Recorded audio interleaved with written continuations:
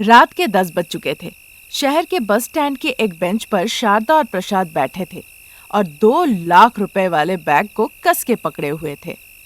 उस bus stand पर इक्का दुक्का लोग के अलावा कोई नहीं था। उनसे थोड़ी ही दूर पर कंबल ओढ़कर लेटा हुआ एक चोर उस बैग और उन दोनों को बार बार देख रहा था। अजी, कम से कम अब तो मेरी बात मानिए और अपने बेटे के घर चलिए। मैं नहीं जाऊंगा शारदा, यहीं रहूंगा। उस चोर को देखा आपने? वो हमें और हमारे बैग की तरफ कब से नजर रखा हुआ है। जैसे ही शारदा ने कहा, प्रसाद ने उस चोर को गुस्से से देखा। चोर ने तुरंत खुद को कंबल से ढक लिया। देखा शारदा, जिसे तुम चोर कह रही थी वो तो मेरी नजरों से डर गया। मुझे ना जाने ऐसा क्यों लग रहा है कि पूरी रात यहाँ रुकना ठीक नहीं होगा। मैं हूँ ना शारदा, तुम डरो मत। बिना डरे हुए रहना मुश्किल है। वैसे भी मैंने टीवी पर देखा था कि शहर में चोरों का डर ज्यादा है और अब हम शहर में ही हैं। पता नहीं कब कौन सा चोर कहाँ से आकर हम पर हमला कर दे। शारदा, मुझे पता है कि तुम मुझे इसलिए ये सब बात कहकर डरा रही हो ताकि अपने बेटे के पास ले जा सको, जो मेरी मर्जी के खिलाफ शादी करके शहर में रह रहा है। वो बात नहीं है। हाथ में फसल बेचने के 2 लाख रुपए हैं। अपनी गांव जाने वाली बस भी छूट गई। हम इस बस स्टैंड में फंस गए हैं। मुझे बस ये लग रहा है कि यहाँ रुकना सुरक्षित नहीं। जब शारदा ये कह ही रही थी, तभी लेटा हुआ चोर उठा और चाकू निकाल लिया। प्रसाद ने उसे गुस्से से देखा, लेकिन इस बार वो नहीं डरा। जैसे ही वो उनकी ओर बढ़ा, एक और चोर आ गया। देखा, पहले एक चोर था, अब 2 हो गया। फिर देखते देखते 3-4 चोर यहाँ पर आ जाएंगे। हमें तो मार ही देंगे और हमारे पैसे भी लूट लेंगे। शारदा की ऐसी बातें सुन के प्रसाद के मन में भी डर बैठ गया। उन्हें लगा कि अब वहाँ रुकना ठीक नहीं होगा। शारदा, अपने बेटे का घर का पता जानती हो? जानती हूँ। चलो शारदा, अब यहाँ पे रुकना ठीक नहीं है। जैसे ही वो दोनों चोर उनके करीब आए, शारदा और प्रसाद वहाँ से भागने लगे। चोर भी उनके पीछे पीछे दौड़ना शुरू कर दिए। शारदा और प्रसाद करीब आधे घंटे तक दौड़ते रहे। थककर चूर होने के बाद वो एक गेट के पास आकर रुके। हांफते हुए उन्होंने पीछे देखा। चोर कहीं नहीं दिखा। उन्होंने चैन की सांस ली। शारदा, तुम्हें बेटे के घर ले जाने को कहा, कहाँ लेकर आ गई? यही हमारे बेटे का घर है जी। प्रसाद ने देखा गेट पर अंदर से ताला लगा हुआ है। रुकिए, बेटे को फोन करती हूँ। ये कहकर शारदा ने फोन किया। बेडरूम में अपनी पत्नी और बच्चों के साथ सो रहा था रमेश। फोन की घंटी सुनकर जग गया।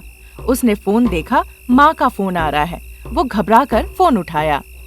क्या हुआ माँ, इतनी रात को फोन किया? बेटा, मैं और तुम्हारे पिताजी गेट के बाहर खड़े हैं, आके ताला खोलो। क्या कहा माँ? आप और पिताजी गेट के बाहर खड़े हैं? मैं अभी आता हूँ। ये कहकर फोन काटा और लाइट जलाई। फिर अनामिका को जगाया। अनामिका, अनामिका, उठो अनामिका, माँ और पिताजी गांव से आए हैं। अनामिका उठकर बैठ जाती है। जाकर गेट का ताला खोलो, वो दोनों बाहर खड़े हैं। अनामिका ने दीवार घड़ी देखी। घड़ी में 11 बज चुके थे। आप क्या कह रहे हैं? इतनी रात को माँ पिताजी क्यों आए? पहले जाके गेट खोलो अनामिका। पिताजी जब आए हैं तो जरूर गांव में कुछ हुआ होगा, इसीलिए आए हैं। तुम जाके गेट खोलो, जाओ। रमेश के कहते ही अनामिका ने आकर गेट का ताला खोल दिया। शारदा और प्रसाद अंदर आए। अनामिका ने फिर से गेट पर ताला लगाया और दरवाजे के पास आ गई। कैसे हैं पिताजी? माँ अंदर चलिए। जब वो पूछ ही रही थी, रमेश घर से बाहर आता है। माँ, पिताजी घर के अंदर आइए। बेटा रमेश, अच्छा हुआ तुम शहर में थे।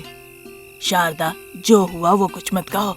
हम बरामदे में सो जाएंगे और सुबह चले जाएंगे। पूछ लो कि बरामदे में सोने की इजाजत है या नहीं। ये आपका ही घर है माँ पिताजी, चलिए अंदर जाके बिस्तर पे सो जाइए। पिताजी, कभी ना कभी आप हमारे घर आएंगे, इस उम्मीद से हमने 3 बेडरूम वाला घर लिया था।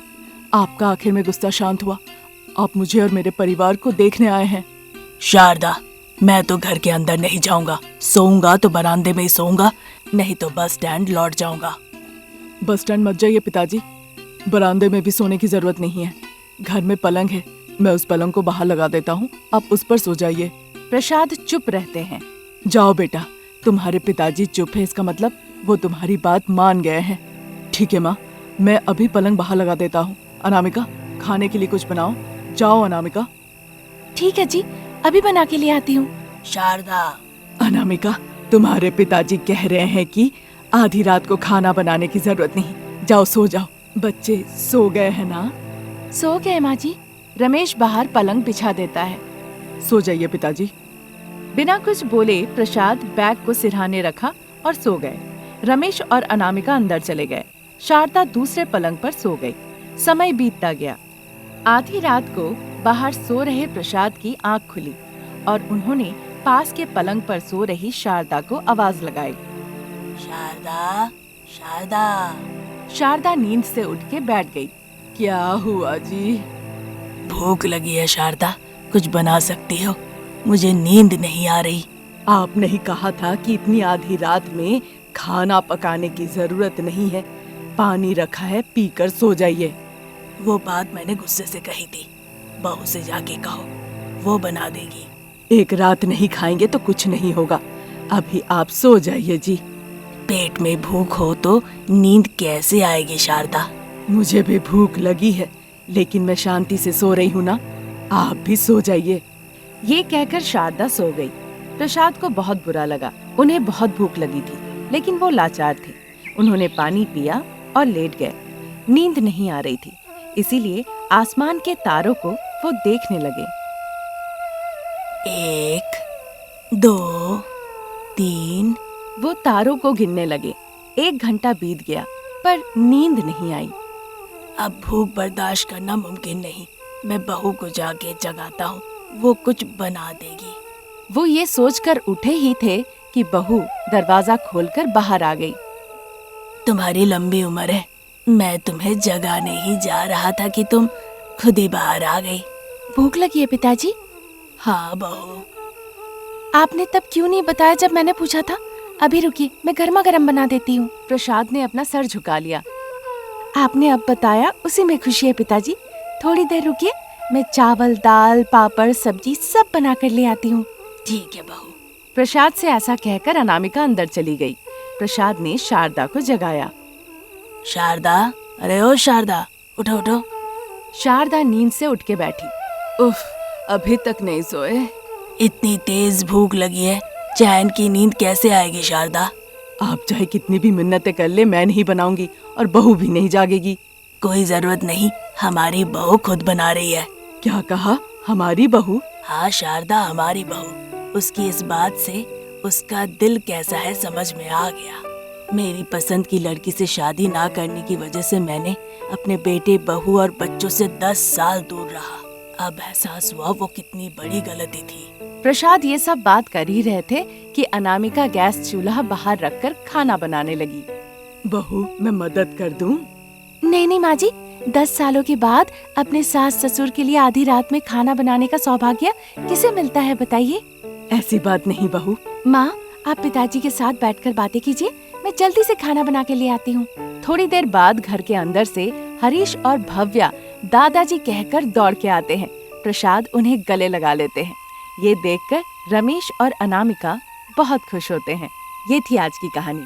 नई कहानी लेकर हम बहुत जल्द हाजिर होंगे। तब तक के लिए नमस्कार।